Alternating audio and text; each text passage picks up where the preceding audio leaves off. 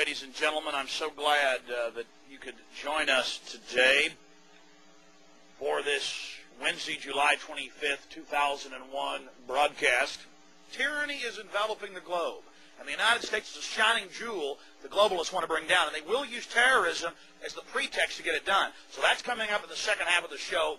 Very important information. I'm going to put the call out that you call the White House and tell them, look, we've seen the news stories that you've wanted to blow things up, that you have blown things up, and that you're saying that 4 million of us are going to die and we need martial law and the Associated Press at one of your little drills you had,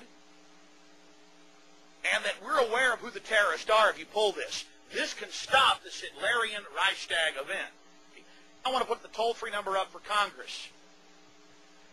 And I won't want you to believe Alex Jones. I want you to go get these news stories off my website. I want you to call these major newspapers. I want you to find out these statements were true by the White House about preparing for martial law. And I want you to let them know that if there is any terrorism, we know who to blame. The point is, if any terrorism comes, it's from this government. And if there was an outside threat like a bin Laden, who was a known CIA asset in the 80s, running the Mujahideen War, whose family builds all the military bases over in Saudi Arabia right now, and sits on the board of Iridium Satellite. He's the boogeyman they need in this Orwellian phony system. I want the White House numbers up there now. A big part of the solution, after you research all the government terrorism and check out what I'm saying is true, call the White House and tell them, we know the government's planning terrorism. We know Oklahoma City and World Trade Center was terrorism.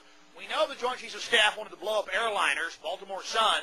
If you do it, we're going to blame you because we know who's up to it. Or if you let some terrorist group do it, like the World Trade Center, we know who to blame. And you could save the planet. I'm calling it Operation Expose the Government Terrorists.